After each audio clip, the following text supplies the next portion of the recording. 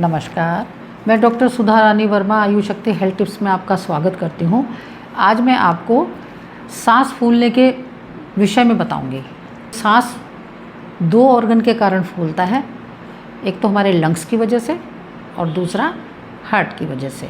अगर हमारे लंग्स में किसी भी तरह का कफ जमा है, सांस लेने में परेशानी होती है तो सांस फूलेगा, या हमारा हार्ट कमज़ोर हो गया है और वो प्रॉपर फंक्शन नहीं कर पा रहा है तो भी हमारा सांस फूलेगा और चलने में, बोलने में, बात करने में सांस फूलने की परेशानी फील होगी। तो अभी मैंने आपको बताया कि दो तरह से सांस फूलता है, हार्ट की वजह से और लंग्स की वजह से। तो आज हम जिसके विषय में बात करेंगे वो है लंग्स। कुछ लोग ऐसे हैं जिनको अक्सर गले में कफ रहता है और धीरे धीरे वो कफ बढ़ता बढ़ता श्वास नली में पहुंचता है और हमारे लंग्स में परमानेंटली स्थान बना लेता है। तो इस तरह से धीरे धीरे ब्रोंकल एलर्जी हो जाती है और अस्थमा रहने लगता है, और इसके साथ साथ और भी बहुत सारी परेशानियां हमारे लंग्स में हो जाती हैं। लंग्स कमज़ोर हो जाते हैं और सांस लेने में दिक्कत होती है। ऑक्सीजन की मात्रा वो पूरी तरह से ले नहीं पाते, क्योंकि लंग्स की इलास्टिसिटी है वो ख़त्म हो जाती है।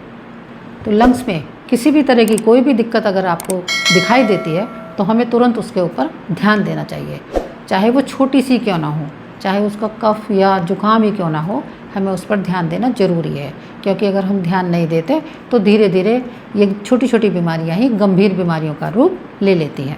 चाहिए तो मैं एक आपको छोटी सी होम रेमेडी बताऊंगी। इसमें हमें चाहिए सौंठ, पीपल और काली मिर्च।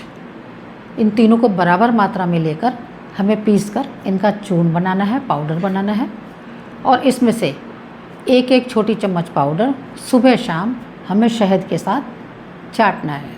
तो एक एक छोटी चम्मच में करीब 5 ग्राम पाउडर आएगा, तो उसमें शहद मिलाकर अच्छी तरह से तब हमें इसको चाटना है और ऊपर से हल्का गर्म पानी पीना है। जब आप 15 दिन से 1 महीने इस रेमेडी को करते हैं तो ये कफ का नाश तो करता ही है, लेकिन हमारे डाइजेशन को भी ठीक करता है। हमारे लीवर, पैनक्रियाज, आंतें, सभी ऑर्गन को ये ठीक करता है, उनकी एक्टिविटीज़ को बढ़ाता है।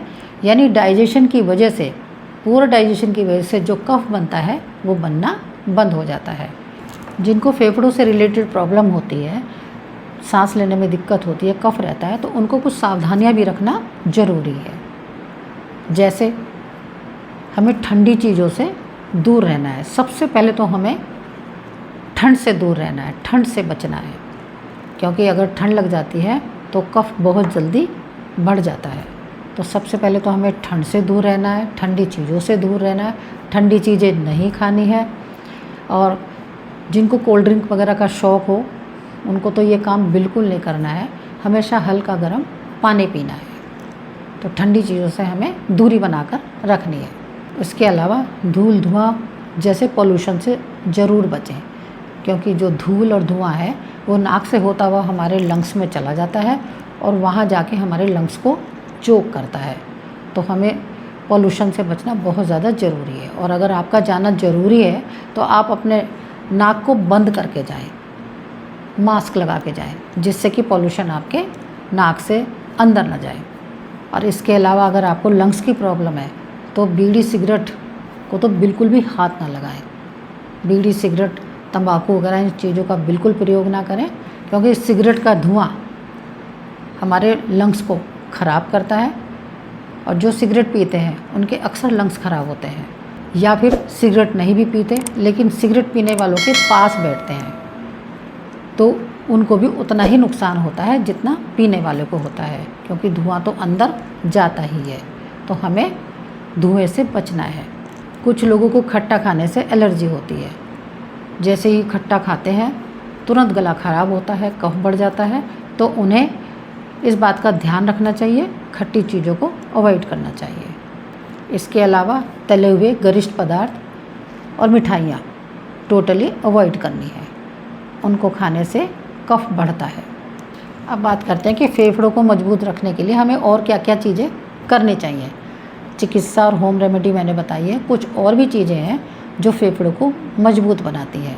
जैसे हमें रोज़ाना योगासन और प्राणायाम पर ध्यान देना चाहिए। तो हमें रोज़ाना अनुलोम विलोम, कपालभाति, भस्त्रिका, सूर्यभेदी प्राणायाम ज़रूर करना चाहिए। अपनी क्षमता के अनुसार करें, लेकिन रोज़ाना करें। इसके अलावा रोज़ाना ताज़ी हवा में 30 से 45 मिनट वॉक ज़रूर करें। जब हम वॉक करते हैं तो ऑक्सीजन की मात्रा हमारे लंग्स में जाती है और वो हमारे लंग्स को स्ट्रॉन्ग करती है। वॉक पर जाने से लंग्स अच्छी तरह से काम करना शुरू कर देते हैं, क्योंकि श्वास तेज़ी से आता जाता है। अगर आपको लंग्स की ज़्यादा प्रॉब्लम आ रही हो, सांस लेने में बहुत ज़्यादा तकलीफ़ हो रही हो, तो रात को रोज़ाना सरसों के तेल में लहसुन और अजवाइन पका कर रखें और रोज़ाना रात को हल्का सा तेल गरम करके और अपनी कमर के ऊपर, बैक के ऊपर जहाँ लंग्स होते हैं उसके पीछे हल्के हाथों से मसाज करें और चेस्ट पर भी मसाज करें, और उसके बाद कोई भी एक सूती कपड़ा रैप कर लें। ऐसा करने से अंदर से कफ डाइल्यूट होता है और मोशन के साथ बाहर निकल जाता है और आपको दिक्कतों का सामना नहीं करना पड़ता। सांस लेने में आसानी हो जाती है। इसके अलावा सोने से पहले लहसुन वाला दूध पीकर सोएं। तो 1 गिलास दूध ले लें और 1 गिलास पानी ले लें और उसमें 2 से 3 कलियाँ लहसुन की डाल लें। अगर बहुत बारीक है तो 4-5 डाल लें, और अगर नॉर्मल है, आजकल चूँकि बड़ा बड़ा लहसुन आता है, तो 2 से 3 कली ले लें और उसको काट करके उसमें दूध में डाल दें, उबलने दें, और जब पानी पूरा जल जाए, केवल दूध बचे, तब गैस बंद कर दें और उस दूध को छान कर घूंट घूंट करके पिएं, या लहसुन को उसी में रगड़ दें, क्योंकि वो उबल के इतनी घुट जाती है कि वो आप उसकी कलियां भी डाल सकते हैं और बाद में उस कलियों को उसमें मैश कर दें और दूध को पी लें, या दूध को छलनी से छान लें। अगर आप उस ना पी सकें तो एक एक घूंट करके दूध पिए, तो ये भी हमारे लंग्स के लिए बहुत ज़्यादा फ़ायदा करता है। और इसके अलावा अगर आप मान लिया लहसुन का दूध नहीं पीना चाहते या आपको लहसुन नहीं पसंद है, तो आप हल्दी वाला दूध पी सकते हैं, या हल्दी को शहद में मिलाकर चाट सकते हैं और उसके ऊपर 1 कप गर्म पानी भी पी सकते हैं। अगर आपको दूध सूट ना करे, कई बार कुछ लोगों को दूध सूट नहीं करता, तो हल्दी को शहद में मिलाकर चाट लें। 1 छोटी चम्मच हल्दी ले लें, 3 से 4 ग्राम ले लें हल्दी ले लें और उसको शहद के साथ मिलाएं और चाट लें, और ऊपर से 1 कप हल्का गर्म पानी पी लें।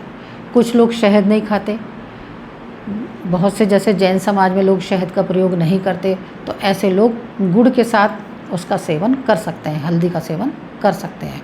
तो गुड़ को पिघला के उसमें हल्दी मिक्स कर लें और उसको चाट लें और उसके ऊपर से 1 कप हल्का गर्म पानी पी लें। तो ऐसा करने से हमारे लंग्स मजबूत होते हैं और हमारे फेफड़ों से कफ बाहर निकलना शुरू हो जाता है। उसके अलावा जब आप रात को सोएं तो कोशिश करें खिड़की दरवाजे खोल के सोएं।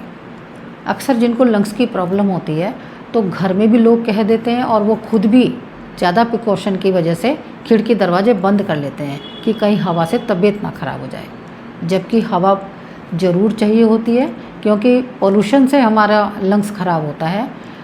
गर्म हवा से हमारे लंग्स ख़राब हो सकते हैं, क्योंकि जो पुरानी हवा कमरे के अंदर घूम रही है उसमें ऑक्सीजन नहीं होती इतनी। अगर खिड़की खुल जाती है तो ऑक्सीजन की मात्रा बढ़ जाती है। तो हमें खिड़की दरवाजे खोल कर सोने चाहिए, जिससे कि ताज़ी हवा हमें मिलती रहे, हवा का सर्कुलेशन बना रहे। इसके अलावा आप एक काम और कर सकते हैं कि अपनी खिड़की के सामने एक तुलसी का गमला रख लें, और तुलसी के गमले से, तुलसी के पेड़ से जब हवा टकरा कर जाती है तो वो बहुत और भी ज़्यादा उसमें शुद्धता होती है, लंग्स के लिए वो अच्छा काम करती है। जब सर्दियों का मौसम हो उस वक्त खिड़की दरवाजे आप ज़रूर बंद कर लें। उस वक्त ये ना सोचें कि मैडम कह रही थी कि खिड़की दरवाजे खोल के सोना है, तो सर्दियों में तो खिड़की दरवाजे जो नॉर्मल पर्सन है वो लोग भी बंद कर लेते हैं। तो अस्थमेटिक व्यक्तियों को या जिनको लंग्स की प्रॉब्लम है उनके लिए तो ज़रूरी है।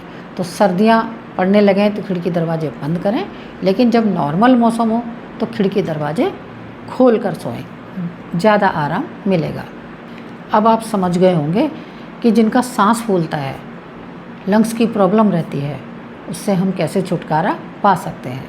अगर आपको भी लंग्स की प्रॉब्लम हो, आपको भी किसी तरह की कफ की दिक्कत हो, अस्थमा की दिक्कत हो, तो जो बातें मैंने अभी वीडियो में बताई हैं, अगर आप उसको फॉलो करेंगे तो 100% आपको लाभ मिलेगा। तो मुझे उम्मीद है आज की जानकारी आपके ज़रूर काम आएगी। इस वीडियो को ज़्यादा से ज़्यादा शेयर करें जिससे और सब भी इसका लाभ उठा सकें। फिर मिलते हैं किसी नई वीडियो के साथ। नमस्कार, धन्यवाद।